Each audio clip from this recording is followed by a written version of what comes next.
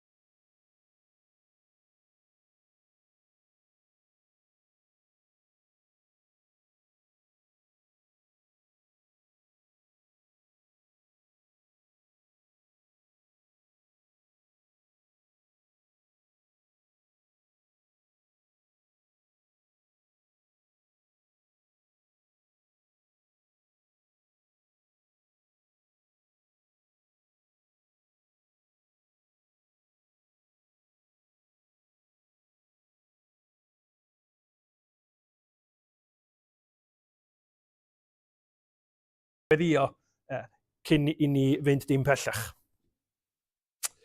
O arglwydd ein Duw, da ni yn diolch i ti, dy fod ti yn waredigaeth, yn oleuni i dy bobl. Da ni'n diolch arglwydd lle da ni'n gallu teimlo weithiau dros bo man, yn ansicr o un diwrnod i'r llall, yno ti bod na gadernid i'n bywyda ni. Sy'n golygu bod ni'n gallu edrych ar heriau, bod ni'n gallu wynebu sefyllfaoedd anodd yn hyderus yn dy ofal di, yn dy oleuni di ar gyfer tywyllwch yn byd ni a'n bywyda ni. Helpa ni felly, os gweli di fod yn dda, helpa ni trwy'r gwasanaeth bore yma, yn wir trwy'r dydd heddiw. Wrth i ni fynd i'r ysgol Sul, da ni'n gofyn y byddi di ysbryd glân yn rhoi goleuni, y byddi di'n cyffwrdd a'n calonna ni fel yn bod ni'n tyfu fel plant i ti, sy'n ymddiried yn Iesu Grist sydd yn llawen wrth gael tyfu i'w adnabod o'n well a byw dy glod di yn y byd.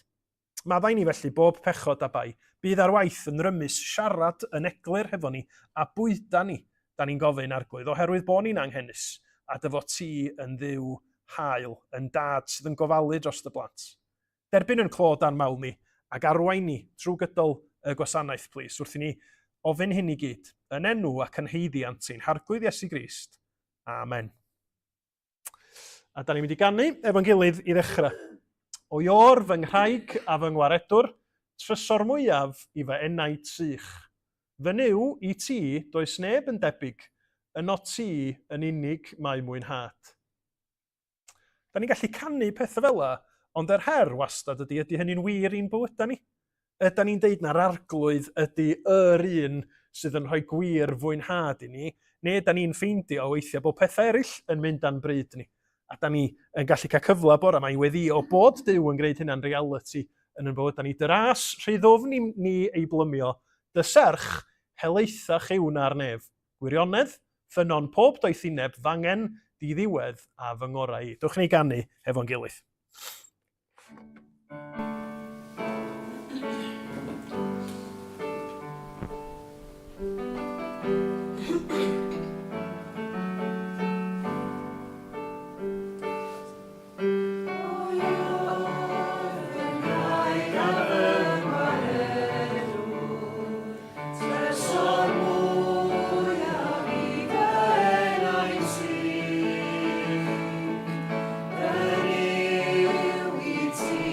Christ.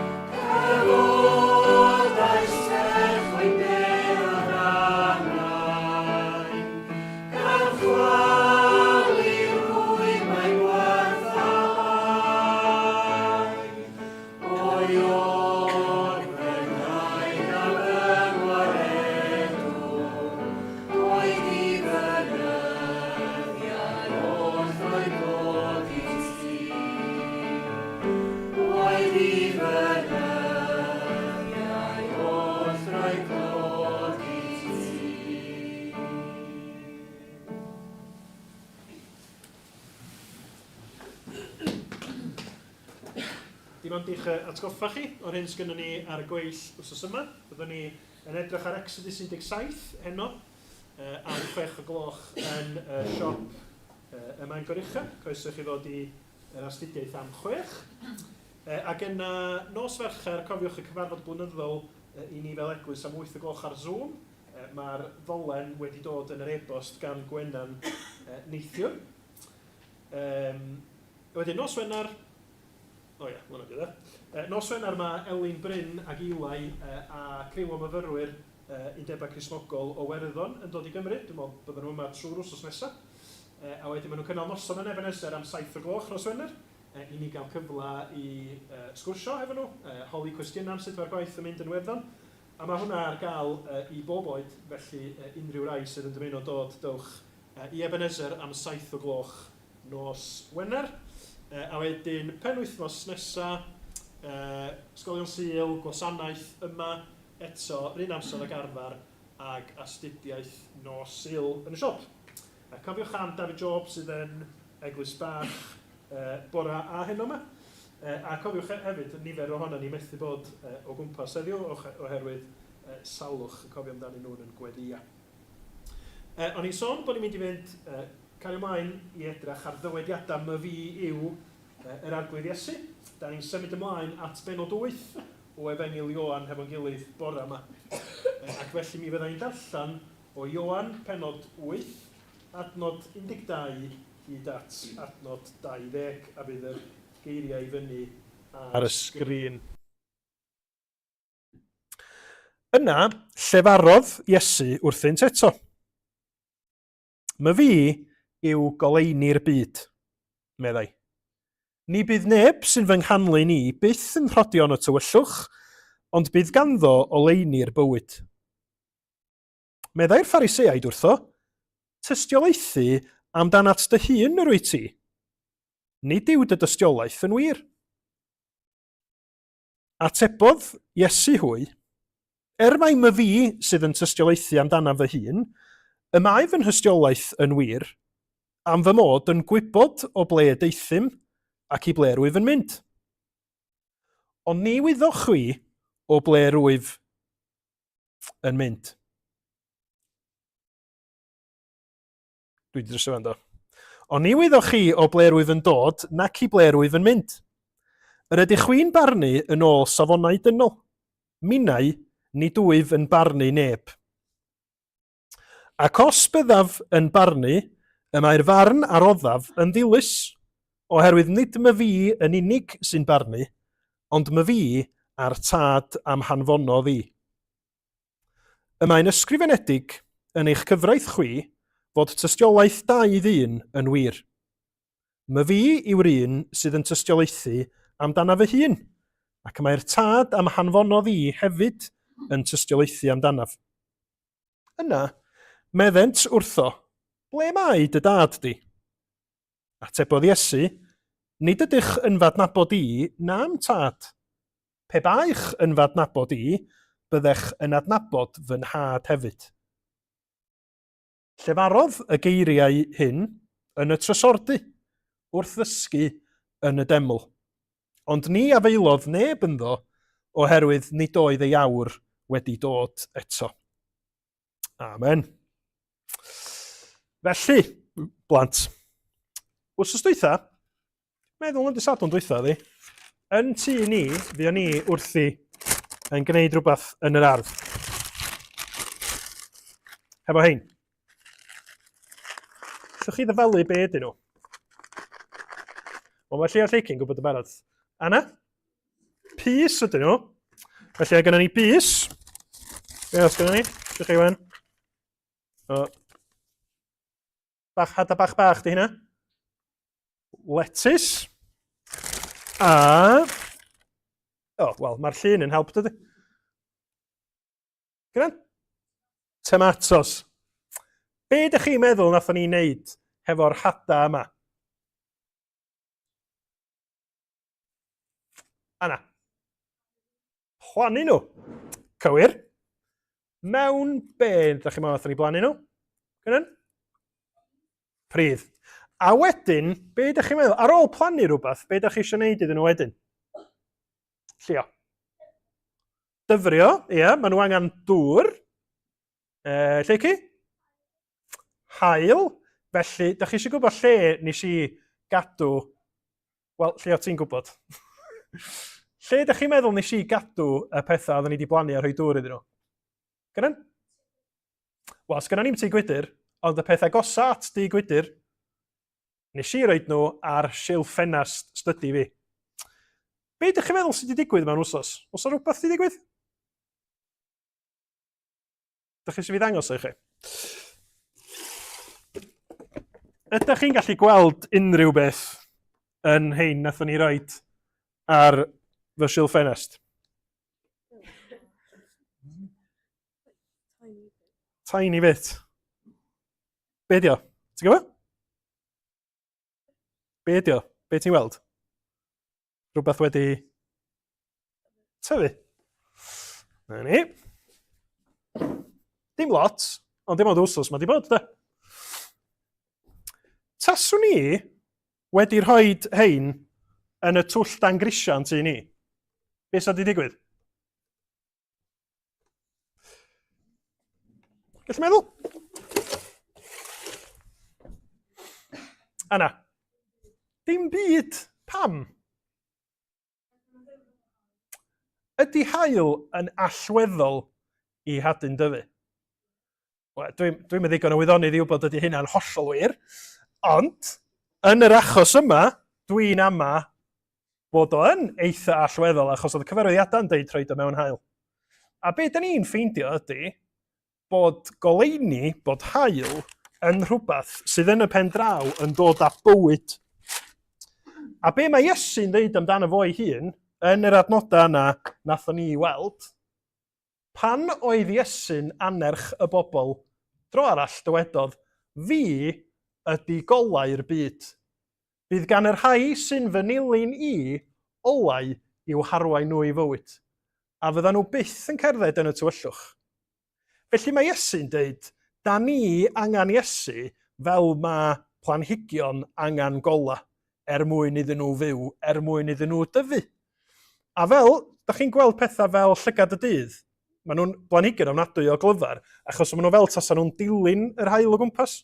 Pan mae'r haul yn symud, mae'n edrych fel bod o'n symud, pan ydym ni'n tybio bod y gola o'r haul yn symud, mae'r planhigion fel petai nhw'n troi i fynd hefo nhw, a mae Iesu'n deud na fo ydy'r un da ni'n dibynnu arno fo i gael bywyd tragwyddol, ond hefyd mae o'n deud bod ni sy'n credu'n Iesu Grist fod i ddilyn Iesu.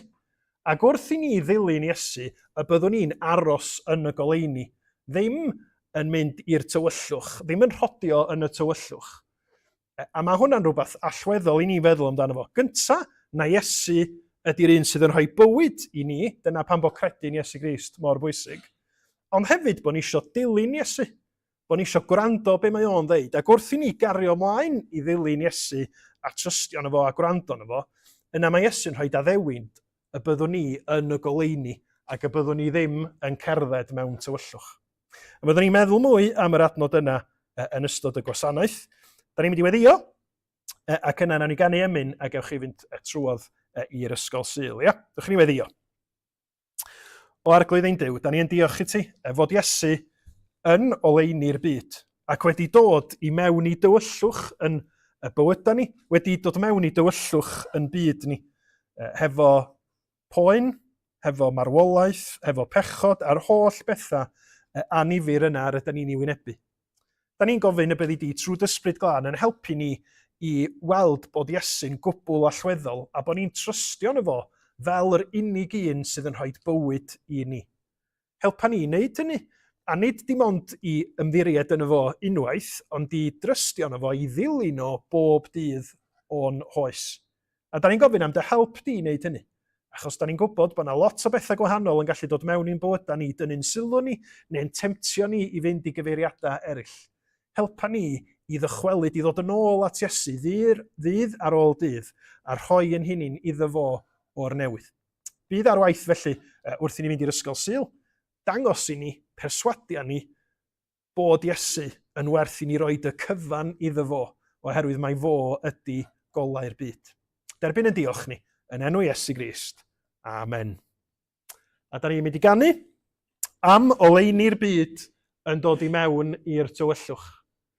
Camodd goleuni ein byd i'r tywyllwch, rhoddais oleuni i mi. Harddwch i beri i'm calon dy garu, gobaith cael byw gyda thi, a dyfod hwnna fi blygu'n isel ac addoli wrth i mi gyffesu ti i'w niw. Rwyt oll yn hawddgar, oll yn deilwng, oll yn fendigedig un.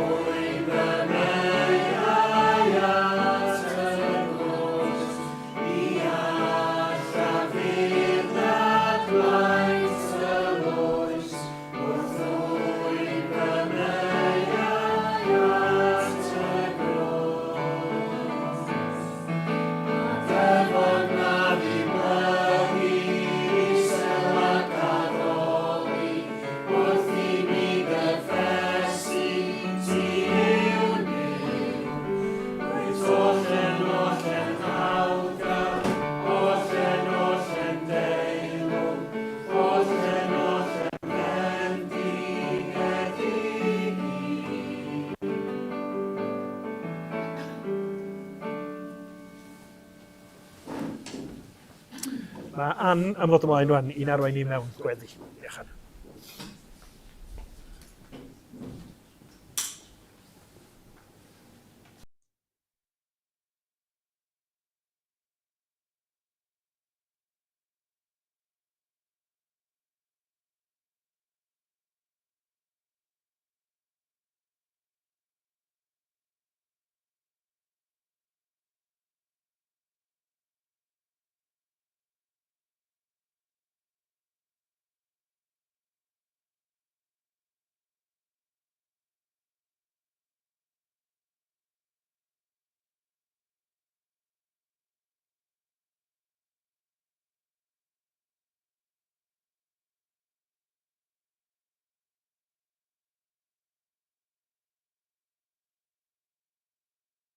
I'r hun arglwydd ydyn ni wedi glywed bore yma.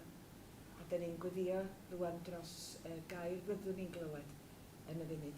Arglwydd ydyn ni'n gweddio y bydd ni'n siarad a chalon pob un ohonom ni arglwydd.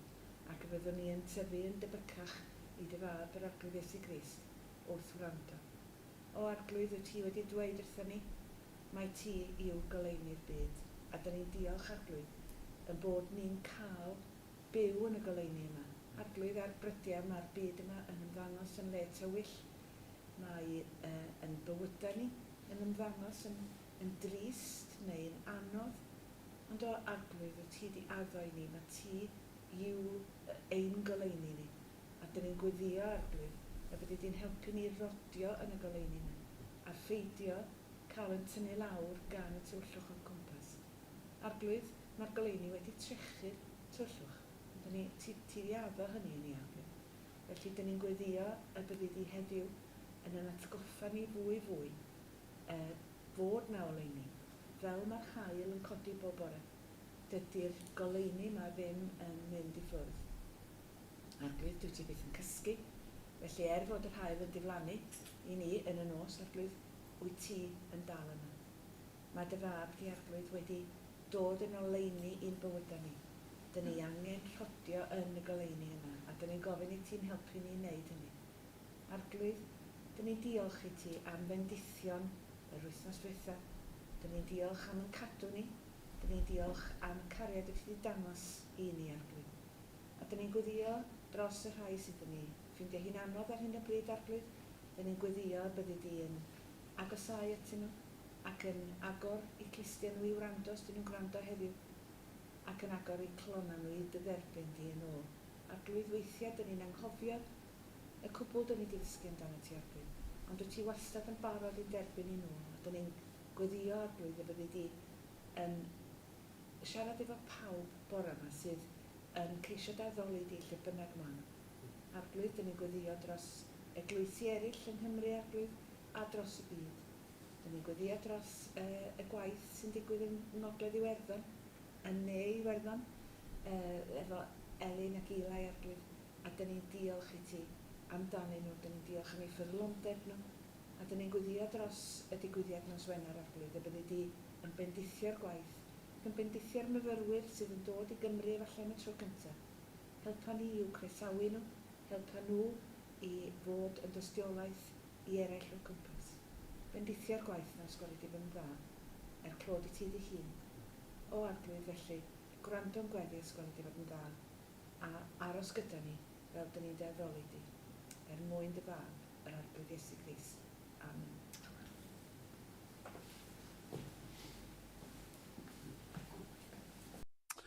Diolch yn fawr iawn, Ann. Mae pryd a lle yn ffactora pwysig iawn mwyn i ni wneud synwyr o sefyllfa. Pryd a lle. Taswn i'n deud wrthych chi bod na bobl o'r tu allan wedi mynd mewn i ysgol Tryfan ac yn edrach yn fanwl ar rai o'r plant yna am oria, mi fysach chi'n mynd, Di hynna yn swnio'n dda. A mae siŵr y bysa'n athrawon yn gofyn cwestiynau, wel sut mae hynna wedi digwydd? Ond taswn i'n deitha chi bod y bobl yma o'r tu allan wedi mynd mewn mwyn goruchwylio arholiadau, mi fysa'r pryd a'r lle yn gwneud i chi fynd, mae hynna'n gwneud synwyr rwan. Pan ydyn ni yn gwrando ar eiriau Iesu Grist yn deud my fi yw, da ni'n tueddu jyst i ganolbwyntio ar be mae di ddeud. Heb dalu llawer o sylw i'r pryd a'r lle. Ond os da chi gymryd sylw o'r darlleniad, mi oedd yn darlleniad ni'n gorffan hefo'r cymal, adnod 20, llefarodd y geiriau hyn yn y trysordy wrth ddysgu yn y deml. Felly mae Iesu Grist yn deud, my fi yw goleuni'r byd, tra mae o yn Jerusalem, yn dysgu, a da ni, os da chi'n edrych yn ôl i benod 7, da ni'n gweld na'r pryd oedd mwy na thebyg yn ystod neu'n syth ar ôl un o wyliau mawr yr Iddewon, gwyl y pebyll, neu Feast of the Tabernacles yn Saesneg. Felly mae Iesu yn deud y geiriau yma mewn cyd-destun arbennig, mewn lle arbennig. A da ni'n mynd i gychwyn meddwl am y geiriau gan gymryd sylw o'r cyd-destun ac ystyried be mae hynny'n ddeud wrthon ni am Iesu. Achos mae'n debyg yn ystod yr wyl yma, gwyl y pebyll, mi fydda Iddewon yn tyrru o bob rhan o'r byd, mi oedd o yn un o'r gwyliau mawr lle oedden nhw'n mynd yna i ddathlu yr hyn yr oedd Duw wedi wneud yn yr Exodus. A fel da ni wedi bod yn clywed dros nosweithiau Sul, mae Duw trwy'r Exodus yn symud i bobl o'r gaethiwed afiach yn yr Aifft ac yn y pen draw yn mynd i fynd â nhw i wlad yr Addewid. Ond, yn ystod y symudiad yna, mae yna ddarna arbennig o'r hanes yma pobl Dduw yn cofio yn neilltuol amdano fo. Er enghraifft, maen nhw'n cofio am waed yr oen, y Passover, lle oedd yr Iddewon wedi rhoi y gwaed ar ochra a top drysa, a bod nhw yn cael eu gwarchod trwy fod o dan waed yr oen. Neu, hefyd, yn nes ymlaen, maen nhw'n cofio fod Duw wedi bod hefo nhw yn yr anialwch. Yn eu harwain nhw bob cam o'r ffordd trwy golofn o niwl yn ystod y dydd a cholofn o dan yn ystod y nos.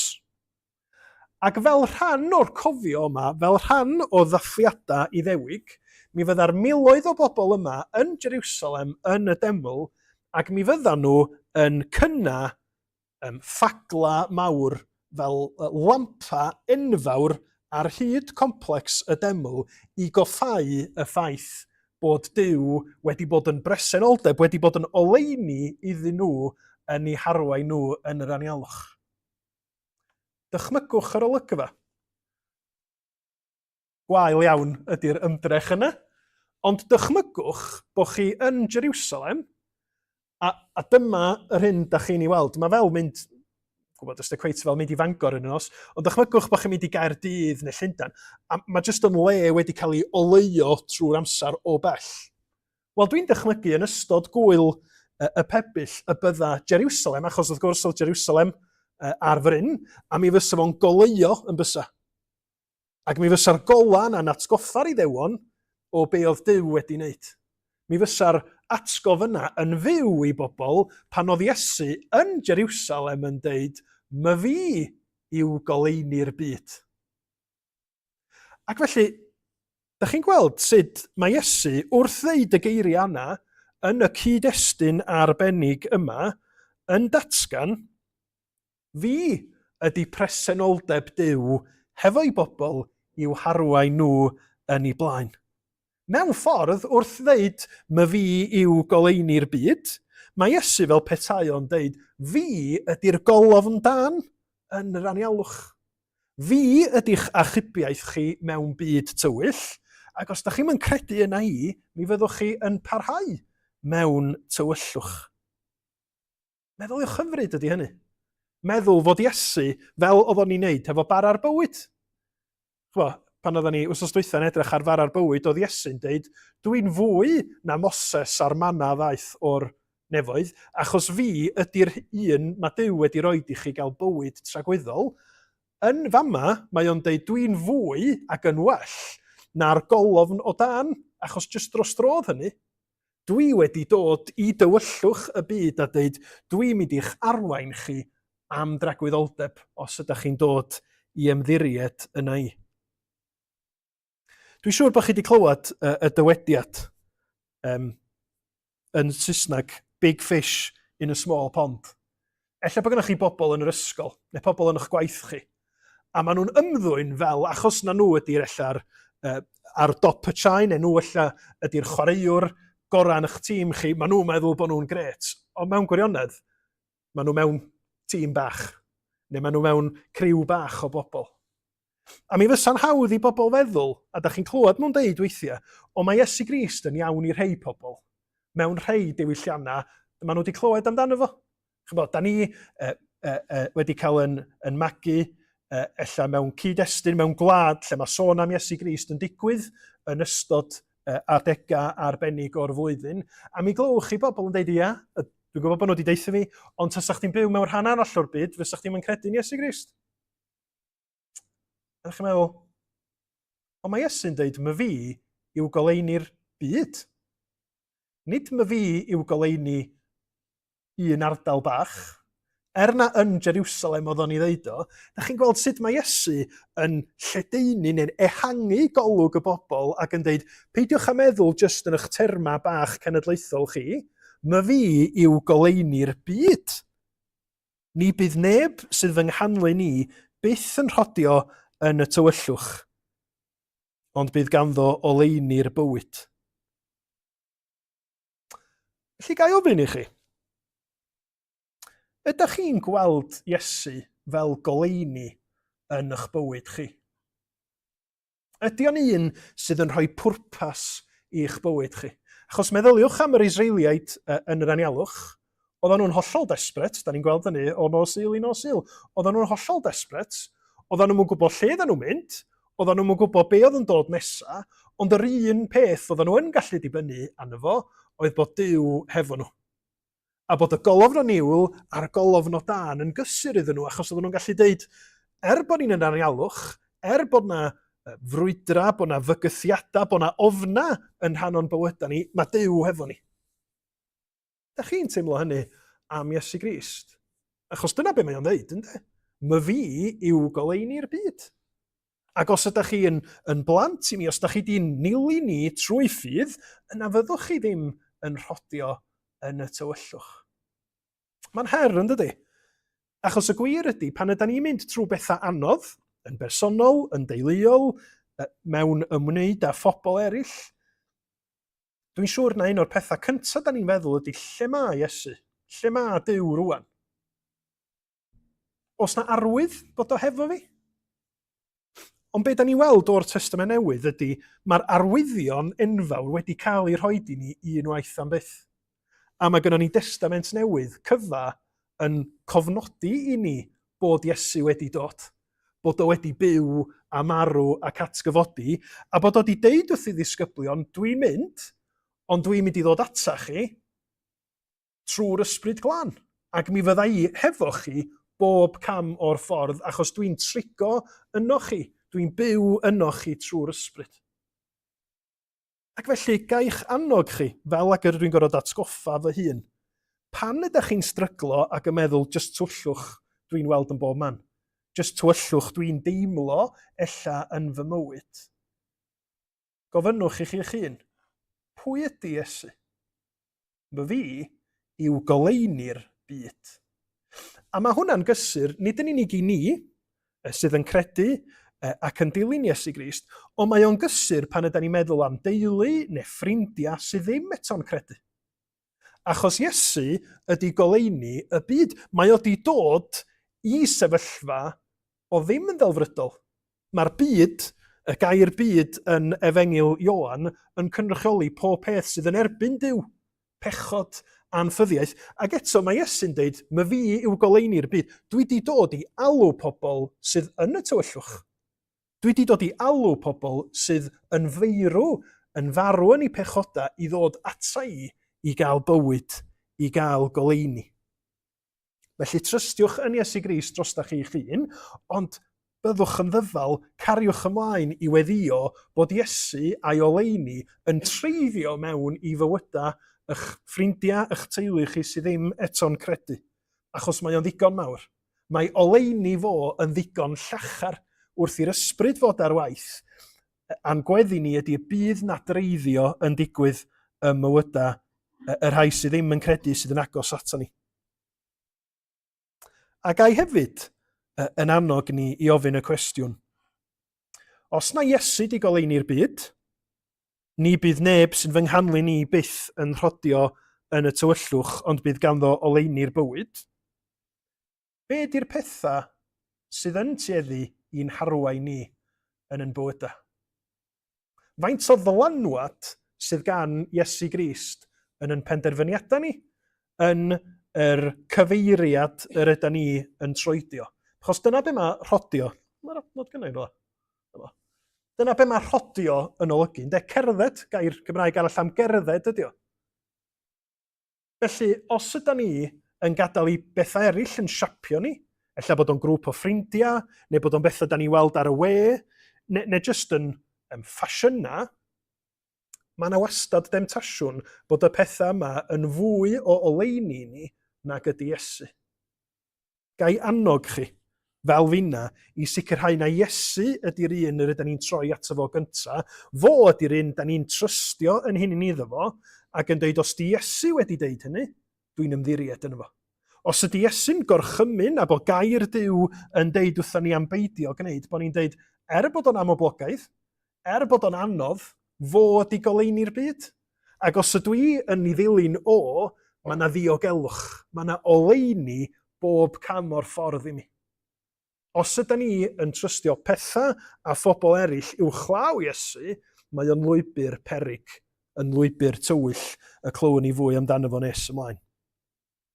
Felly, i ddechrau, da ni'n gweld na Iesu ydy presenoldeb Duw hefo'i bobl i'w harwain nhw. Yn ail, mi welwn ni, mae Iesu ydy'r goleini sydd yn cadw'i bobl ac yn disgleirio trwyddyn nhw. Da ni'n ymwybodol bod un peth yn dilyn ar ôl y llall yn dydyn. Mae be sydd yn digwydd, neu be fydd yn digwydd wsos yma yn y Senedd yng Nghaerdydd, yn deillio yn ganlyniad uniongyrchol o'r pleidleisia gafodd ei bwrw yng Nghymru dydd Iau dwytha. Cause and effect. Tasa ni heb gael etholiad, mi fysa pobl di edrach yn rhyfedd iawn ar Rhun ap Iorwerth yn sefyll o flaen y Senedd yn canu hen wlad yn hadaeth. Pam ti'n gwneud yna? Dim chdi di'r prif weinidog. Ond oherwydd yr etholiad, mae yna ganlyniadau. Pa mae Iesu'n deud, my fi yw goleini'r byd, mae o wedyn yn symud ymlaen i ddeud, a mae yna ganlyniadau hynny. My fi yw goleini'r byd, meddai, ni bydd neb sy'n fy nghanlu ni byth yn rhodion y tywyllwch, ond bydd ganddo oleini'r bywyd. Felly, os ydyn ni yng Nghrist, os ydyn ni wedi rhoi yn hunin iddo fo trwy ffydd, mae yna oleini i'n tywys ni. Mae yna oleini Duw, goleini Iesu Grist, i'n cynorthwyo ni yn y pethau anodd y byddwn ni yn ei wynebu. A sylwch bod yna addewid yn fama bod Iesu'n cadw i bobl. Cadw i bobl bod o'n cydnabod bod yna dywyllwch yn yn byd ni, a da ni gyd yn gwybod hynny, oherwydd pwy di Iesu, oherwydd be mae o di wneud, mae yna yr addewid yna y byddwn ni yn parhau i gerdded hefo fo ac y bydd ei oleini fo yn gymorth i ni ar y daith. Ond da ni'n gwybod bod hynny'n her yn dydyn. A da ni hefyd yn gwybod bod yna her ychwanegol, achos nid yn unig bod Iesu'n deud, my fi yw goleini'r byd, fydd neb sydd fy nghanlu ni byth yn rhodion y tywyllwch. Ond da ni hefyd yn gwybod bod Iesu mewn man arall wedi sôn am oleini'r byd. A dwi'n misio eich drysu chi'n fama, ond fyddwch chi'n gyfarwydd ar adnodau yn y bregath ar y mynydd, lle mae Iesu'n deud, chwi yw goleini'r byd. Lle meddyliwch? Mae Iesu mewn llefydd ac ar adegau gwahanol yn deud, my fi yw goleini'r byd. Ac wedyn mae o'n deud, neu dim wedyn, ond mae o ar adeg gwahanol yn deud wrth i ddisgyblion, chwi yw goleini'r byd. Ni ellir cuddio dinas a osodi'r ar fryn. Ac nid oes neb yn goleuo canwyll ac yn ei rhoi dan lestr, ond yn hytrach ar ganhwyllbren a bydd yn rhoi golau i bawb sydd yn y tŷ. Felly boed i'ch goleini chwythau lewyrchu ger bron eraill mwyn iddynt weld eich gweithredoedd da chwi ac ogoneddu eich tad yr hwn sydd yn y nefoedd. My fi yw goleini'r byd, meddai Iesu, ac wrth i ddisgyblion, chwi yw goleini'r byd. Sydd yn greu synwyr, os ydy o'n deud mae goleini'r bywyd ganddo ni. Mae yna rhywbeth wedi cael ei roi i ni yn Iesu Grist, sydd ddim i'w guddio, ddim i'w gadw yn breifat, fel bod yna neb arall yn gwybod dim byd amdano fo, ond sydd by design yn rhefn Duw i fod i ddisgleirio allan ohono ni. Wel, mae hwnna'n yn her, ond mae o yn elfen gwbl ganolog i ni fod yn ddisgyblion i Iesu Grist. Ac o'n i'n meddwl, sut da ni'n cymhwyso hyn? Sut mae hyn i effeithio ar yn bywydau ni? Wel, mi fasa ni yn gallu edrych ar adnodau fel yma a dweud, reit, wrthos yma, dwi'n mynd i drio disgleirio gymaint a dwi'n gallu. Felly dwi'n mynd i roi target i fi fy hun. Dwi isio bod yn ddisglair wrth siarad efo pobl. Hwna di target fi wsos yma. Ond mi fysa meddwl felly'n gamgymeriad braidd. Achos beth da ni wedi wneud yn fanna ydy troi y canolbwynt oddi wrth Iesu, mae fi yw goleini'r byd, i fi. Dwi isio llwyddo. Dwi isio gwneud hyn, llall ac arall.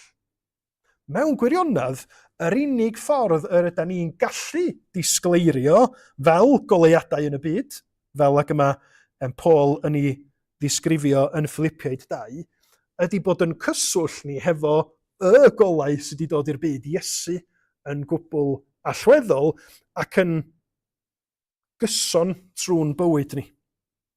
Meddyliwch amdano fo fel hyn.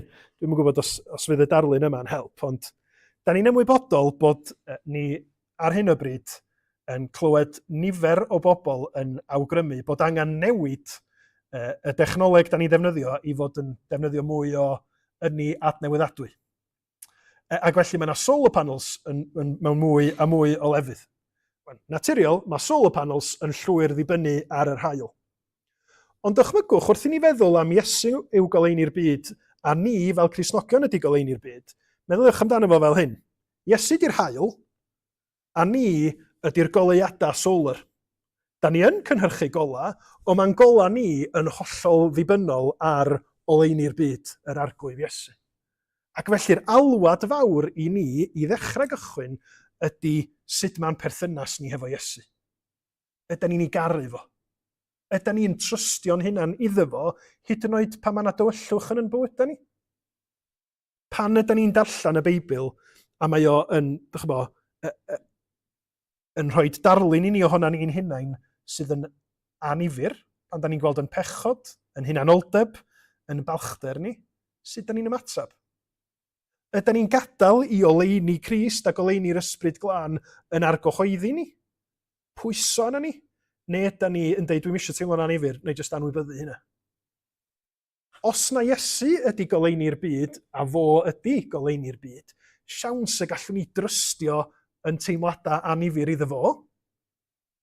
Ac os na fo ydy goleini'r byd, ac wrth i ddilyn o y byddwn ni'n rhodion o goleini, da ni isio symud i ffwrdd o gelwyddau'r byd. Da ni hyd yn oed isio symud i ffwrdd o'r celwyddau da ni'n gallu gredu amdano ni'n hunan. Dwi'n iawn. Dwi'n gallu sortio pob beth allan. Mae gynna i'r atebion. A'r Beibl yn deud, da ni ddim yn iawn. Da ni ddim hefo'r atab i bob peth yna ni'n hunan, ond mae goleini'r byd wedi dod i'n tywyllwch ni. Wedi gwneud y gwaith fel y gallwn ni ymddiried yn hunain iddo fo, ac yna mae'n byw ni fel goleini'r byd yn fywyd lle da ni ddim yn dangos yn hunain. Wei, sbiwch arna ni ydy'r bobl sydd efo'r atebion i bob peth. Mae'n disgleirio ni yn disgleirio lle da ni'n cydnabod yn methianna. Lle da ni'n bod yn ostyngedig yn sôn wrth Iesu Grist efo pobl eraill ac yn gallu deud, mae o'n anodd.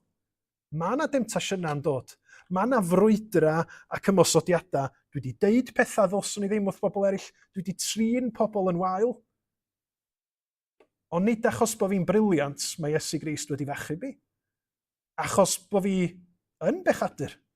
Achos bod fi yn y tywyllwch, a mae gynnu fo'r fath gariad at bechaduriaid, nes bod o wedi dod i'r tywyllwch mwyn yn galw ni i'r goleini, y goleini sydd yn ddyfo ei hun. Felly sut mae'n perthynas ni hefo pobl eraill? Ydyn ni'n barod i fod yn rhai sydd a'n bryd ar wneud gweithredoedd da mwyn i oleini Crist lewyrchu allan ohona ni? Chi'n gwybod be, ella bod yna bobl da chi'n ymwneud â nhw, ac ella na chi ydy'r unig Gristion maen nhw'n nabod. Os da chi'n cuddio gwaith Iesu Grist yn eich bywyd chi rhagddyn nhw, sut maen nhw'n mynd i weld goleini Crist wedyn? A sylwch bod y goleini yn un yr ydyn ni yn ei arwain hefyd, yr ydyn ni yn ei ddilyn yn bywydau hefyd.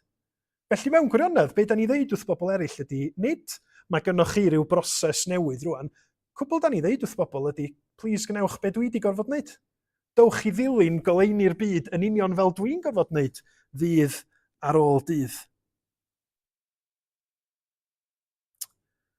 Iesu ydy presenoldeb Duw hefo'i bobl i'w harwain nhw. Iesu ydy'r goleuni sydd yn cadw i bobl ac yn disgleirio trwyddyn nhw. Yn ola, ac i'n helpu ni cyn i ni fynd at y cymyn, Iesu ydy'r goleuni sy'n rhoi bywyd ac yn ein hachub ni rhag y tywyllwch.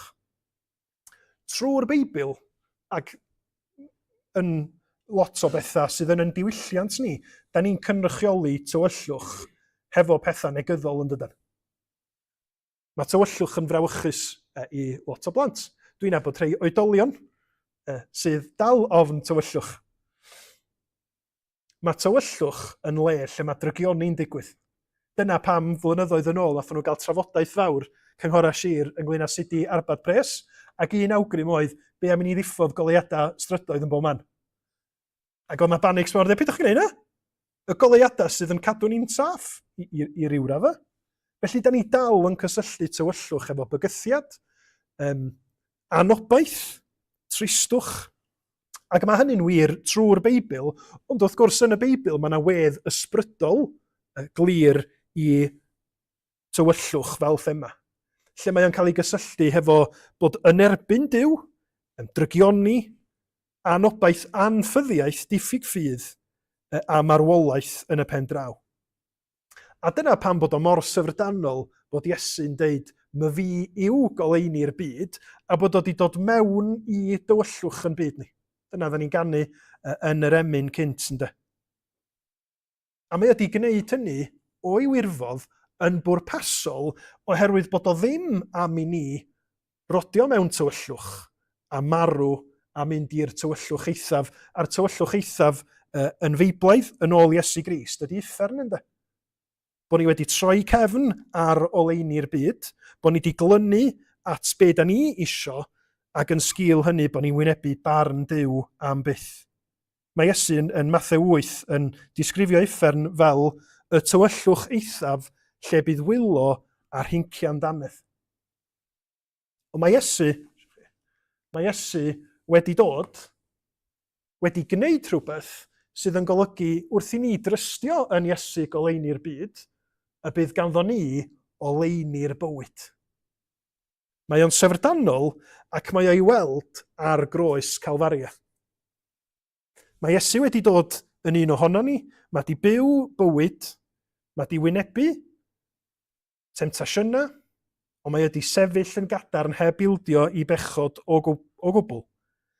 Ac yna ar y groes, mae o'n wynebu y tywyllwch eithaf yn eich lle chi a fi.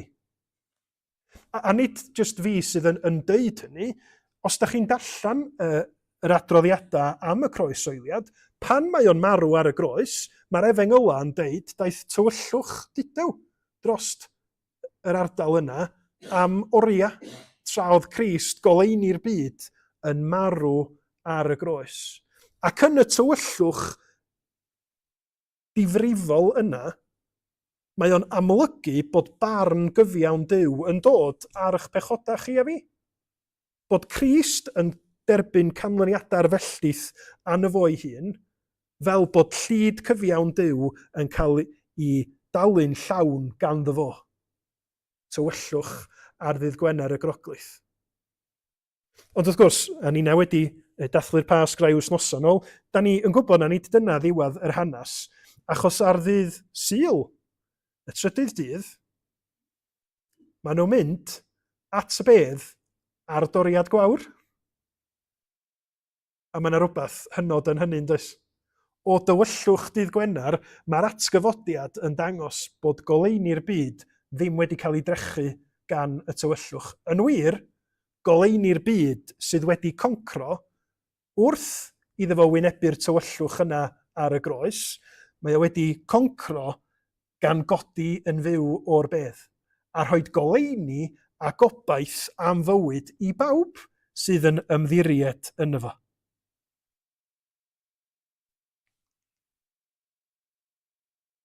Dyma sut mae Paul yn disgrifio be mae Iesu wedi wneud. Gan ddiolch, llythyr at Colosiaid hwn, gan ddiolch i'r tad, yr hwn a'ch gwnaeth yn gymwys i gael cyfran o etifeddiaeth y saint yn y goleuni. Dyw sydd wedi gwneud hyn, gwaredodd ni o afael y tywyllwch, a'n trosglwyddo i deyrnas ei annwyl fab. Yn yr hwn y mae ni brynedigaeth, sef maddeuant ein pechodau, a prynedigaeth ydy'r gair am bod Crist wedi talu'r pris yn llawn i'n rhyddhau ni o'r tywyllwch, i'n rhyddhau ni o'r hyn roeddan ni'n ei heiddi o gosb Duw. Mae wedi rhoi maddeuant i ni yn lle. Os ydym ni byth yn meddwl am dragwyddoldeb, am faddeuant, am y bywyd newydd sydd gynnon ni yn Iesu Grist, sylwch mae goleini'r byd sydd wedi sicrhau o. Trwy ddod i'r tywyllwch, delio ar hyn sydd yn cadw ni mewn tywyllwch, pechod, celwydd yr un drwg, ac wrth iddo fo fod yn goncwerwr ar y groes a'r atgyfodiad, mae o'n galw ni i deyrnas Crist, teyrnas y goleini.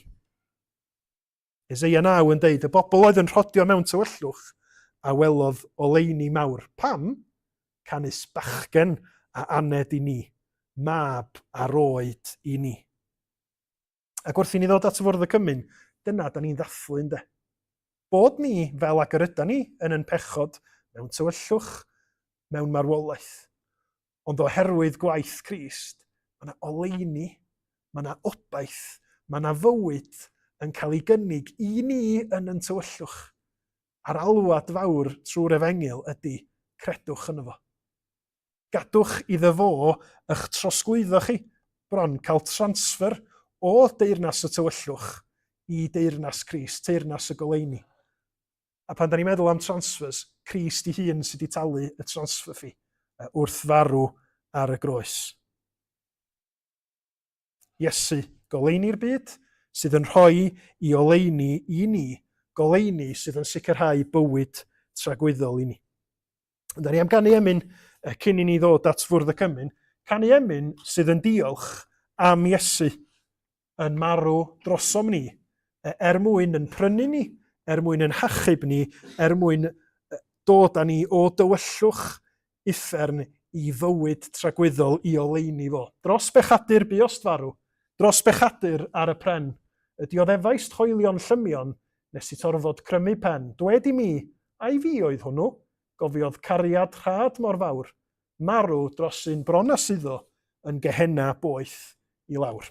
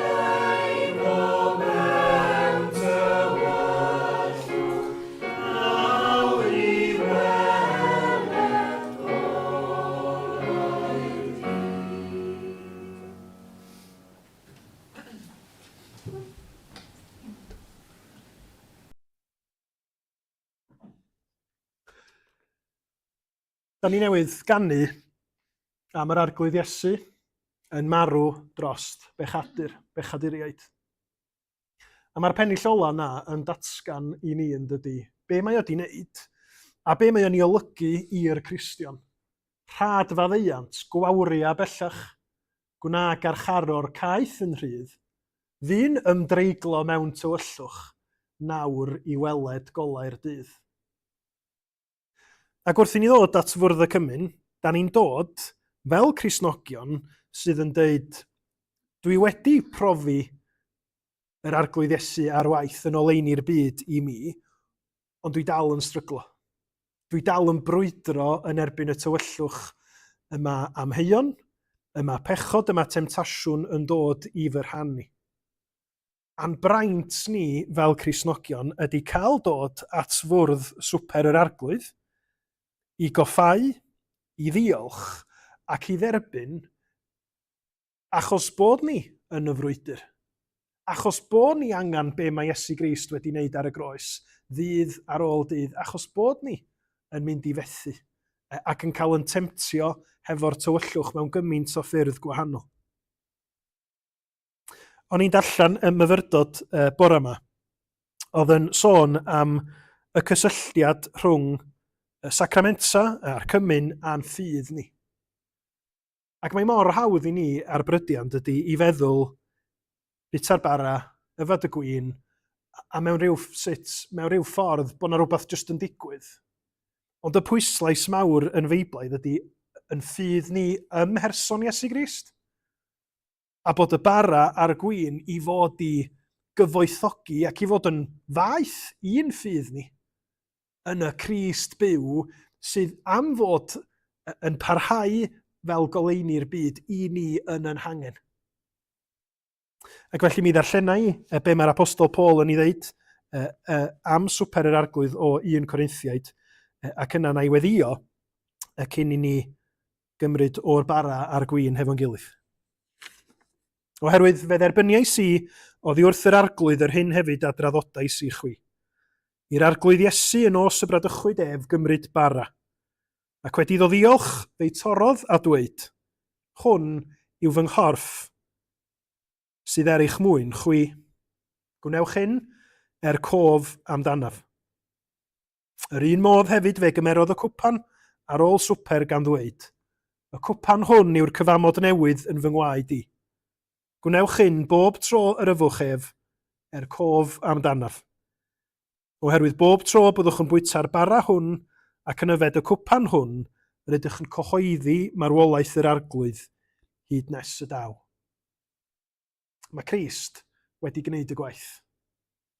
Mae goleini'r byd wedi delio â thywyllwch unwaith am byth, a da ni'n dod i dderbyn o'r bara a'r gwin mwyn adnabod Crist yn well, trystio yn fo o'r newydd, llawenhau a diolch iddo fo am be mae o di wneud drosom ni. Felly gael eich annog chi. Ella bod chi'n stryglo ar hyn o bryd, hyd yn oed os ydych ffydd chi fel hedyn mwstad i ddod ac i dderbyn o heilioni rhyfeddol Iesu Grist. Os da chi ddim yn credu, dwi'n eich annog chi i ddod i ffydd yn Crist, i wrando ar addewid hael goleini'r byd. Ond os nad ydych chi yn credu eto, peidiwch â cymryd o'r bara a'r gwin, os gwelwch chi fod yn dda. Mi na i weddio, ac os daw Dafydd a Steff, ymlaen i rannu y bara a'r gwin. Dwch chi ni weddio i ddechrau.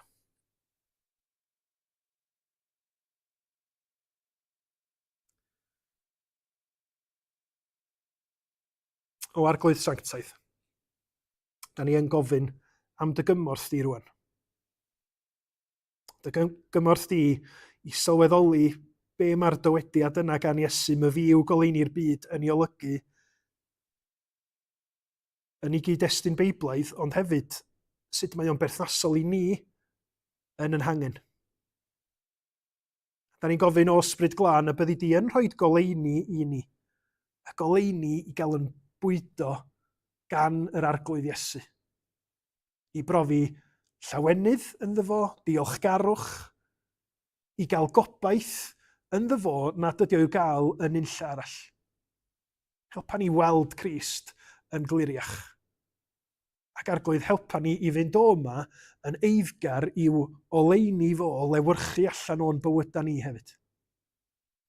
Maddau ni'n pechod os gweli di fod yn dda. Delia a'n ofna, a'n amheuon, a'r brwydra yr ydyn ni'n ei wynebu, helpa ni os gweli di fod yn dda, i ymddiried yno ti, ac i ti fod y dylanwad mawr yn bywyda ni. Chliw yn gweddi ni. Bydd yn agos at rei da ni'n gwybod amdanyn nhw sydd yn stryglo ar hyn o bryd. Tosturia wrthyn nhw, a ti di ganol i bywyda nhw, i'w harwain nhw, i'w hachub nhw, i roi maddeuant sydd nhw, fel ag i nina. Chliw yn gweddi ni, a thrigar ha, wrth i ni ofyn hyn yn enw ac yn heiddiant sy'n Arglwydd Iesu Grist. Amen. Ac wrth i ni rannu yr elfenna, wrth i ni gannu Iesu Grist, myfyriaf a'r daberth di, ildiais di bopeth a marw i mi.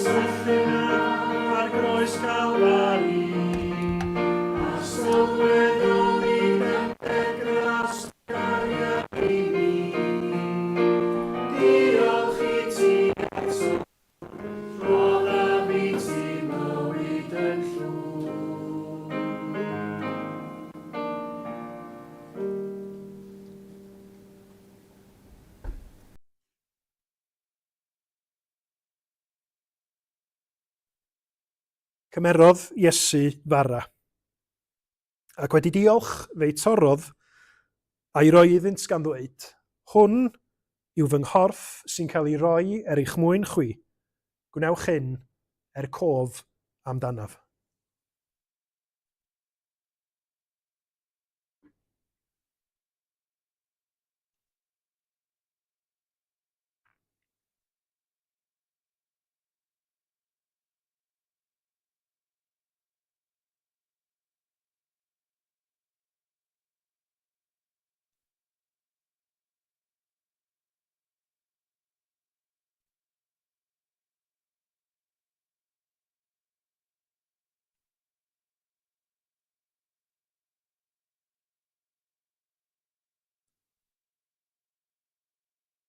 Do, carodd Duw y byd cymaint, nes iddo roi ei unig fab, mwyn i bob un sy'n credu ynddo ef beidio mynd i ddistriw, ond cael bywyd tragwyddol.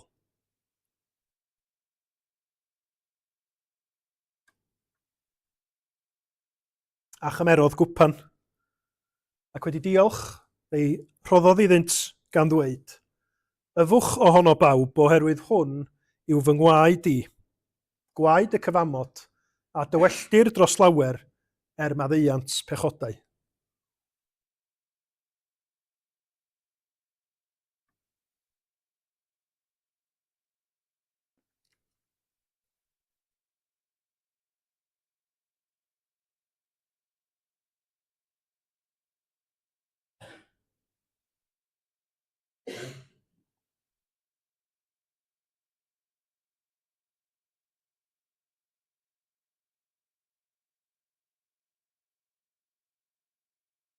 Rydym ni i gyd wedi crwydro fel defaid, pob un yn troi i'w ffordd ei hun. Arhoes yr arglwydd arno ef ein beiau ni i gyd. Arglwydd Iesu, diolch i ti. Diolch i ti am ddelio a'n cyflwr enbydus ni. Trwy ddod, talu'r pris yn llawn, ac yna codi i'n cyfiawnhau ni i fod yn oleini'r byd sydd i'n harwain ni am dragwyddoldeb. Cynorthwya ni felly, i droi atat ti mewn ffydd, i blygu ger dy frondi, ac i ofyn arglwydd arwain ni trwy dysbryd, bob dydd. Mewn sefyllfaoedd anodd, a hyd yn oed pan da ni'n meddwl bod pethau'n well da ni am i ti fod yn ganolbwynt yn bywydau ni. A da ni'n gofyn am i ti drigarhau fel dy fod ti yn disgleirio trwydda ni, hyd yn oed pan nad ydyn ni'n ymwybodol o hynny. Arglwydd nertha ni i frwydro yn erbyn temptasiynau'r tywyllwch. Pura ni trwy dy waed, byw ha ni trwy dysbryd, i fyw bywydau sydd yn rhoi dy clod a'r mawl a'r gogoniant i ti fel sy'n gwbl haeddiannol. Dad, mab ac ysbryd glân, da ni yn dy ganmol di, ac yn gofyn arglwydd bendithia ni ysgweli di fod yn dda, trwy heiddiant Iesu Grist. A boed i ras ein harglwydd Iesu Grist, a chariad Duw, a chymdeithas yr ysbryd glân, aros gyda ni oll, o'r awr hon, hyd byth. Amen.